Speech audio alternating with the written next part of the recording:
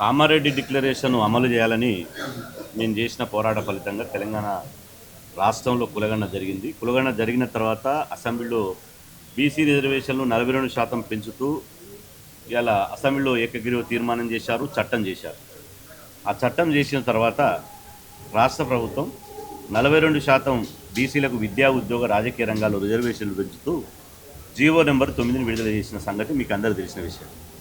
దీనికోసం 2 సంవత్సరాలుగా తెలంగాణ రాష్ట్రంలో అగ్గైమైంది. తెలంగాణ వ్యాప్తంగా బీసీ రిజర్వేషన్లు కావాలని తెలంగాణలోని బీసీ సమాజం అంతా రోడ్డెక్కింది. ఆ ఉద్యమం ఎంతవరకు పోయిందో మీకు తెలుసు. చివరికి రాష్ట్ర బంద్ కూడా జరిగింది. ఇదంతటికీ కారణం ఎవరు? బీసీ రిజర్వేషన్ల వ్యతిరేకి, బీసీల ద్రోహి అయినటువంటి రెడ్డి జాగృతికి సంబంధించినటువంటి బుట్టెంగారి మాధవరెడ్డి అనే ఒక వ్యక్తి బీసీ రిజర్వేషన్ల మీద హైకోర్టులో కేసు వేయడం జరిగింది. హైకోర్టులో 2 రోజుల విచారణ తర్వాత బీసీ రిజర్వేషన్లు 42% రిజర్వేషన్లు చెల్లవు అని చెప్పి హైకోర్టు తీర్పు ఇచ్చింది. ఈ హైకోర్టు తీర్పు ఇవ్వడానికి బీసీల నోటికాడి ముద్దను గుంజుకొని బీసీలను తెలంగాణలో రాజకీయంగా అన్యాయం చేయడానికి ఇవాళ వేల మంది బీసీలు సర్పంచులు కాకుండా, కౌన్సిలర్లు కాకుండా, కార్పొరేటర్లు కాకుండా, ఎంపీడీసీలుగా, జెడ్పీసీలు కాకుండా కుట్ర చేసడానికి ప్రధాన కారణం బుట్టెంగారి మాధవరెడ్డి. ఈ బుట్టెంగారి మాధవరెడ్డి వెనుక ఎవరున్నారు? అసలు దీని వెనుక ఎవరు నడిపిస్తారు? ఈయనకు పెట్రోల్, డీజిల్ ఎవరు అందించారు? ఈయనకు వనరులు ఎవరు సమకూర్చారు? బీసీ రిజర్వేషన్లు 60% జనాభాకు ఎగనెస్టుగా కోర్టులకు పోయి మా బతుకులను కోట్ల పాలు చేసినటువంటి, మా బతుకులను బుగ్గిపాలు చేసినటువంటి ఈ మాధవరెడ్డి వెనుక ఎవరున్నారు అని చెప్పి ఇవాళ ఒక చర్చ జరిగింది. కొంతమంది ఇవాళ రేవంత్ రెడ్డి ఇచ్చినట్టు ఈ చేతితోటి ఇచ్చి ఈ చేతితోటి కోర్టుల కేసు వేయించిందని బీఆర్ఎస్ వాళ్ళు అన్నారు.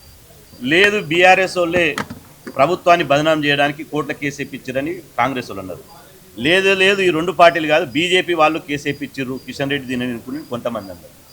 కానీ ఇవాళ ముసుగు తొలగింది. ఇవాళ బట్టబయలైపోయింది. బుట్టంగారి మాధవరెడ్డి వెనుక ఎవరున్నారు అనేది ఇవాళ ప్రత్యక్షంగా ఇవాళ మనం చూస్తే ప్రత్యక్షంగా అర్థమవుతుంది. ఇవాళ బుట్టంగారి మాధవరెడ్డి ఇలా స్పష్టంగా ఇది బుట్టంగారి మాధవరెడ్డిని బీఆర్ఎస్ పార్టీ కండవ కప్పి ఆయనకు బీఫామ్ ఇస్తుండు. ఎవరు? మేడ్చెల్లు నియోజకవర్గం 3 చింతలపల్లి మున్సిపాలిటీ కేశ్వాపూర్ అనే విలేజ్లో బీఆర్ఎస్ గులాబీ కండవ కప్పి ఈ రిజర్వేషన్ వ్యతిరేకి మాధవరెడ్డికి కాంగ్రెస్ బీఆర్ఎస్ ఎమ్మెల్యే అయినటువంటి మల్లారెడ్డి బీఫామ్ ఇస్తున్నారు. ఇవాళ మల్లారెడ్డి బీఫామ్ ఇచ్చి ఎన్నికల ప్రచారానికి కూడా బుట్టంగారి మాధవరెడ్డిని గెలిపించాలని చెప్పి మల్లారెడ్డి ఇంటింటికి తిరిగి ప్రచారం చేస్తున్నాడు. అంటే ఈ బుట్టంగారి మాధవరెడ్డి బీఆర్ఎస్ పెంచి పోషించినటువంటి ద్రోహి అని తెలిపింది. బీసీలను రిజర్వేషన్లు అడ్డుకున్న దాని వెనుక బీఆర్ఎస్ పార్టీ ఉందని తేలిపోయింది. 100% బీఆర్ఎస్ పార్టీ బీసీ రిజర్వేషన్లు అడ్డుకున్నది అనేది ఈ పెవికాల్ బంధం ద్వారా తెగిపోయింది. ఇవాళ మేము ఒకటే సూటిగా ప్రశ్నిస్తున్నాం. ఇవాళ కేసీఆర్ గారికి, కేటీఆర్ గారికి, హరీష్ రావు గారికి తెలియకుండా మల్లారెడ్డి గారు ఇంత పెద్ద ఇష్యూ జరిగి రిజర్వేషన్లు అడ్డుకున్నటువంటి వ్యక్తిని గులాబీ పార్టీలో అంత ఈజీగా జాయిన్ చేసుకుంటాడా? గులాబీ పార్టీలో జాయిన్ చేసుకోవడానికి కారణం ఏంది అంటే దీనికి ప్రతిఫలం బీసీ రిజర్వేషన్ను అడ్డుకున్నందుకే ఇవాళ బుట్టంగారి మాధవరెడ్డికి బీఆర్ఎస్ పార్టీ అండగా ఉండి డబ్బులు ఇచ్చి వెనుక ఉండి కౌన్సిలర్ టికెట్ ఇచ్చింది. 10వ వార్డు కౌన్సిలర్గా టికెట్ ఇచ్చింది. టికెట్ ఇస్తే ఆ టికెట్ మీద ఇవాళ పోటీ చేస్తున్నాడు. మరి దీనికి బీఆర్ఎస్ పార్టీ ఆది నాయకత్వం కేసీఆర్, కేటీఆర్, హరీష్ రావు ఏం సమాధానం చెప్తారో బీసీ సమాజానికి చెప్పి తీరాలి. బీసీ సమాజానికి చెప్పి తీరకపోతే బీఆర్ఎస్ పార్టీ కూడా బీసీ ద్రోహుల పార్టీగా చరిత్రలో మిగిలిపోతుంది.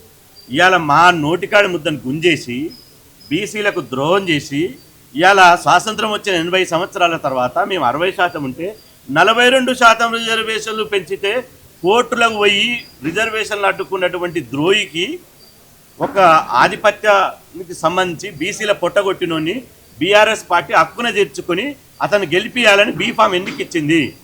దీనికి కేసీఆర్, కేటీఆర్, హరీష్ రావు సమాధానం చెప్పాలి. బీఆర్ఎస్ పార్టీలో ఉన్నటువంటి మా రక్త సంబంధికులు, మా నాయకులు వాళ్ళు ఇవాళ మధుసూదన్ చారి గారు, తలసాని శ్రీనివాస్ యాదవ్ గారు, ఈ శ్రీనివాస్ గౌడ్ గారు, వద్దిరాజు రవిచంద్ర గారు, అదేవిధంగా గంగుల కమలాకర్ గారు, మీరు చెప్పండి ఎక్కడ న్యాయం ఉందో చెప్పాలి.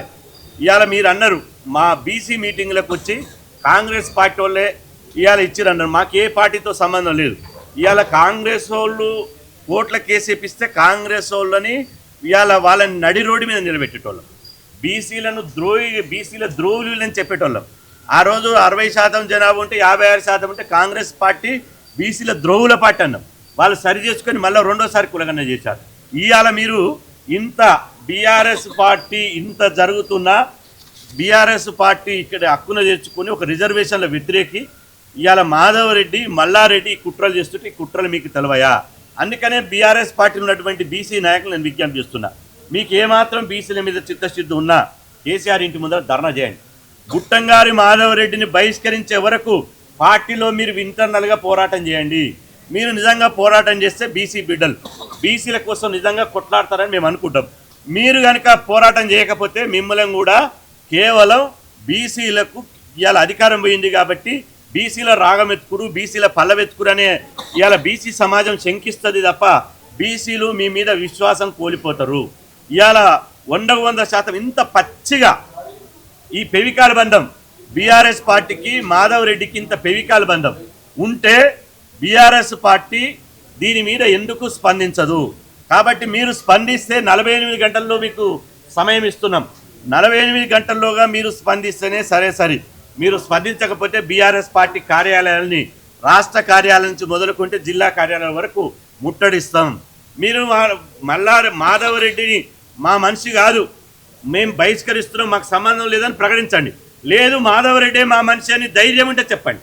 మాధవరెడ్డి మా మనిషే, బీసీ రిజర్వేషన్లు అడ్డుకున్నది వాస్తవమే, బీసీ రిజర్వేషన్లు అడ్డుకున్న దాని వెనుక మేమే ఉన్నామని చెప్పండి. మీకు దమ్ము ధైర్యం ఉంటే బీఆర్ఎస్ పార్టీ వాళ్ళకు దమ్ము ధైర్యం ఉంటే చెప్పండి. నేను సవాల్ విసురుతున్నా. ఒక బీసీ బిడ్డగా మా ఆవేదన, మా ఆక్రోశం, మా ఆకలి బాధ మమ్మల్ని అణచివేస్తున్నటువంటి ఈ యొక్క దాన్ని రగిలిపోతున్నాం. ఇట్లాంటి బీసీల ద్రోహిని మీరు చేసుకొని ఇలా బీఆర్ఎస్ పార్టీ బీసీల ద్రోహిగా మిగిలింది కదా, దీని మీద ఎందుకు సమాధానం చెప్పరు? మీరు సమాధానం చెప్పకుంటే మీ శవయాత్రలు చేస్తాం, మిమ్మల్ని చావు డప్పు కొడతాం, మీ ఇళ్ళ దగ్గరికి వచ్చి చావు డప్పులు కొడతాం. మీరు బీసీల ద్రోహి అని గ్రామాన ఇవాళ చాటింపు చేస్తాం, దండోర వేయిస్తాం. ప్రతి గ్రామంలో బీఆర్ఎస్ పార్టీ బీసీల ద్రోహుల పార్టీని దండోరేపిస్తాం. మీరు ఇట్లాంటి దోపిడి దొంగను ఇట్లాంటి ద్రోహిని మీరు బీఆర్ఎస్ పార్టీలో చేర్చుకుంటారా? అంటే బీసీలు అంటే కేవలం బీఆర్ఎస్ పార్టీకి ఇవాళ ఎన్ని ఓట్లు వేస్తేందుకు జిందాబాద్ కొడుతందుకే ఉన్నది. మేము అప్పుడే అనుకున్నాం దళితులు ముఖ్యమంత్రిని చేస్తానని గోవింద్ అన్నారు. అదేవిధంగా బీఆర్ఎస్ పార్టీలో ఒక పార్టీ అధ్యక్షుడు ఇస్తారని గోవింద్ అన్నారు. ఒక ఈటల రాజేందర్ గారిని డిస్మిస్ చేశారు. అదేవిధంగా ఒక దళిత బిడ్డ రాజయ్య గారిని బర్తరఫ్ చేశారు. ఇన్ని బహుజన వ్యతిరేక చర్యలు చేసుకుంటా ఇప్పుడు సరిపోదన్నట్టు ఒక బీసీ రిజర్వేషన్ల వ్యతిరేకని ఎట్లా బీఆర్ఎస్ పార్టీ ఆశ్రయం ఇస్తుందో, ఈ బీసీ రిజర్వేషన్ల యొక్క గూడు పుటాని ఏందో బీసీ సమాజానికి మీరు చెప్పాలి, మీరు స్పందించాలి. మీరు స్పందించకపోతే మాత్రం ప్రజాక్షేత్రంలో బీఆర్ఎస్ పార్టీని ఎట్టి పరిస్థితులు వదిలేదు లేదు.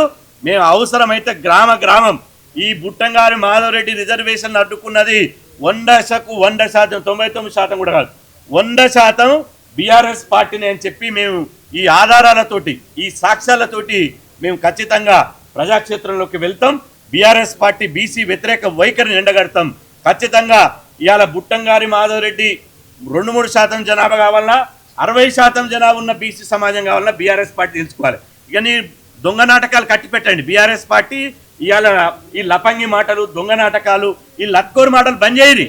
ఎందుకంటే ఇక మేము బీసీలకు మేము అది ఉన్నాం ఇది ఏమున్నారో మీరు తేలిపోయింది కదా. ఇది పచ్చి ఇవాళ మాధవరెడ్డి అంటోని ఎంత దమ్ము కావాలి, ఎంత ధైర్యం కావాలి మీకు.